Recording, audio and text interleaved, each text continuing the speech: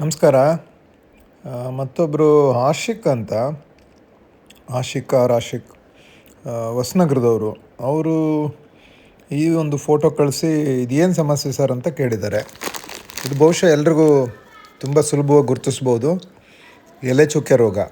ಆದರೆ ಎಲೆ ಚುಕ್ಕೆನಲ್ಲಿ 3-4 ಥರ ಇರೋದ್ರಿಂದ ಇಂಥದ್ದೇ ಎಲೆ ಚುಕ್ಕೆ ಅಂತ ರೈತರುಗಳಿಗೆ ಕೆಲವರಿಗೆ ಗುರ್ಸೋಕ್ಕೆ ಕಷ್ಟ ಆಗ್ಬೋದು. ಒಂದು ಫಿಲ್ಲೋಸ್ಟಿಕ್ಟಾ ಎಲೆ ಚುಕ್ಕೆ ರೋಗ, ಇನ್ನೊಂದು ಕೊಲೆಟೋಟ್ರೈಕಮು, ಇನ್ನೊಂದು ಕಳೆದ ವರ್ಷ ಕೆಲವು ಕಡೆ ಬಂದಿರತಕ್ಕಂಥ ಪೈರಿಕ್ಯುಲೇರಿಯಾ. ಹಿಂಗೆ ಬೇರೆ ಬೇರೆ ರೀತಿ ಎಲೆ ಚುಕ್ಕೆ ರೋಗಗಳು ಸಾಧ್ಯತೆ ಇದೆ. ಫೋಮಾ ಅಂತಲೂ ಬರುತ್ತೆ ಒಂದೊಂದು ಸರಿ. ಸೊ ಇದು ನನಗಂತೂ ಈ ಫಿಲ್ಲೋಸ್ಟಿಕ್ಟಾ ಎಲೆ ಚುಕ್ಕೆ ರೋಗದ ಥರನೇ ಕಾಣಿಸ್ತಾ ಇದೆ. ಆದರೆ ಮಾದರಿ ಮತ್ತು ಅದರ ಸೆಕ್ಷನ್ನು ನೋಡಿದ್ರೆ ಕಡಾಖಂಡಿತವಾಗೂ ಹೇಳ್ಬೋದು ಯಾವುದು ಅಂತ. ಸೊ ಯಾವುದೇ ಎಲೆ ಚುಕ್ಕೆ ರೋಗ ಇರಲಿ, ನಿರ್ವಹಣೆಯಲ್ಲೇನು ಅಂಥ ಬದಲಾವಣೆ ಇಲ್ಲ. ಸೊ ಈ ವರ್ಷ ಮಳೆ ನಮಗೆ ಮಳೆ ಕಡಿಮೆ ಇದೆ, ಹಂಗಾಗಿ ಎಲೆ ಚುಕ್ಕೆ ರೋಗದ ತೀವ್ರತೆ ಜಾಸ್ತಿ ಕಂಡು ಬರ್ತಾ ಇಲ್ಲ. ಕಳೆದ ವರ್ಷ ನಮಗೆ ಏಪ್ರಿಲ್ನಿಂದನೇ ಹೆಚ್ಚು ಮಳೆ ಇದ್ದಿದ್ದರಿಂದ, ಕಂಟಿನ್ಯೂಯಸ್ ಮಳೆ ಮೋಡ ಇದ್ದಿದ್ದರಿಂದ ಎಲೆ ಚುಕ್ಕೆ ರೋಗ ಸಿಕ್ಕಾಪಟ್ಟೆ ಇತ್ತು. ಈ ರೀತಿ ಈ ಸಲ ಅಷ್ಟೊಂದು ಎಲೆ ಚುಕ್ಕೆ ರೋಗದ ತೀವ್ರತೆ ಕಂಡು ಬಂದಿಲ್ಲ. ಈಗ ಮಳೆ ಶುರುವಾದ ಮೇಲೆ ಕೆಲವರು ಈ ರೀತಿ ಸಮಸ್ಯೆ ಬರ್ತಾ ಇದೆ ಸರ್ ಅಂತ ಕೆಲವರು ಹೇಳ್ತಾ ಇದ್ದಾರೆ. ಆದರೆ ಅದಕ್ಕೆ ಆತಂಕ ಪಡೋ ಅವಶ್ಯಕತೆ ಇಲ್ಲ.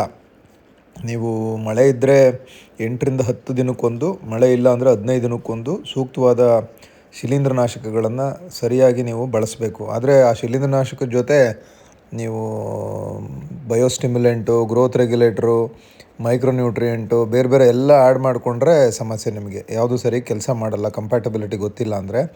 ಇದ್ರದ್ದು ಕುರಿತಾದಂಗೆ ಆಲ್ರೆಡಿ ನಾನು ಭಾಳಷ್ಟು ಸಲ ಭಾಳ ವೇದಿಕೆಗಳಲ್ಲಿ ತುಂಬ ವಿವರವಾಗಿ ಅನೇಕ ಮಾಹಿತಿಗಳನ್ನ ಹಂಚ್ಕೊಂಡಿದ್ದೀನಿ. ನೀವು ಇದಕ್ಕೆ ನನ್ನ ಒಂದು ಯೂಟ್ಯೂಬ್ ಚಾನಲಲ್ಲಿ ಭಾಳ ವಿಸ್ತೃತವಾದಂತಹ ಒಂದು 3 ವಿಡಿಯೋ ಇದೆ. ಸೊ ಆ ವಿಡಿಯೋಗಳ್ನ ತಾವು ಕೂಲಂಕುಷವಾಗಿ ನೋಡಿ, ಅದರಲ್ಲಿ ನಿರ್ವಹಣಾ ಕ್ರಮಗಳನ್ನ ತುಂಬ ಸಮಗ್ರವಾಗಿ ವಿವರಣೆ ಕೊಟ್ಟಿದ್ದೀನಿ. ಅದರ ಹೊರತಾಗಿಯೂ ನಿಮಗೇನಾದರೂ ಅನುಮಾನಗಳಿದ್ದರೆ ಅಥವಾ ನಿಮಗೇನಾದರೂ ಕೇಳಬೇಕು ಅಂದರೆ ಖಂಡಿತ ತಾವು ಕೇಳ್ಬೋದು. ನೋಡಿ, ಇದು ಒಂದು ವಿಡಿಯೋ, ಶುಂಠಿಯ ಎಲೆ ಚುಕ್ಕೆ ಅಥವಾ ಬೆಂಕಿ ರೋಗ ಮತ್ತು ಅದರ ನಿರ್ವಹಣೆ ಅಂತ. ಇದಲ್ಲದೆ ನಾವು ಕಳೆದ ಸಲ ಮೈಸೂರು, ಹಾಸನ, ಕೊಡಗುನಲ್ಲಿ ಸರ್ವೆ ಮಾಡಿ ಕೂಡ ಸಾಕಷ್ಟು ಮಾಹಿತಿಯನ್ನು ಪತ್ರಿಕೆಗಳಲ್ಲಿ ಮತ್ತು ಮೈಸೂರಿನ ನಮ್ಮ ತೋಟಗಾರಿಕೆ ಮಹಾವಿದ್ಯಾಲಯದ ತರಬೇತಿ ಕಾರ್ಯಕ್ರಮಗಳಲ್ಲೂ ಕೂಡ ಹಂಚ್ಕೊಂಡಿದ್ದೀವಿ. ಅದರ ವಿಡಿಯೋಗಳು ಕೂಡ ನನ್ನ ಯೂಟ್ಯೂಬ್ ಚಾನಲಲ್ಲಿ ಖಂಡಿತವಾಗ್ಲೂ ಲಭ್ಯ ಇದೆ. ತಾವು ಕೂಲಂಕುಷವಾಗಿ ವೀಕ್ಷಣೆ ಮಾಡಿ ಸೂಕ್ತವಾದಂತಹ ನಿರ್ವಹಣಾ ಕ್ರಮಗಳನ್ನು ತಗೊಂಡು ಖಂಡಿತವಾಗ್ಲೂ ಇದರ ಹತೋಟಿಯನ್ನು ಮಾಡ್ಬೋದು. ಆತಂಕ ಪಡೋ ಅವಶ್ಯಕತೆ ಇಲ್ಲ. ಇದು ಬಂದ ತಕ್ಷಣ ಏನು ನಮ್ಮ ಬೆಳೆ ಸಂಪೂರ್ಣವಾಗಿ ಹಾಳಾಗೋಗುತ್ತೆ ಅಂತಿಲ್ಲ. ಆದರೆ ಜಾಗ್ರತೆ ಇರಬೇಕು. ಸರಿಯಾದ ಟೈಮಿಗೆ ಸರಿಯಾದ ಫಂಗಿಸೈಡ್ ಸೆಲೆಕ್ಷನ್ ಮಾಡಿಕೊಂಡು ಪ್ರಾಪರಾಗಿ ಸಿಂಪರಣೆಯನ್ನು ಮಾಡಿಕೊಂಡ್ರೆ ಖಂಡಿತ ನಿರ್ವಹಣೆ ಸಾಧ್ಯ. ಸೊ ಎಲ್ರಿಗೂ ಕೂಡ ನೋಡಿದ್ದಕ್ಕಾಗಿ ಧನ್ಯವಾದಗಳು.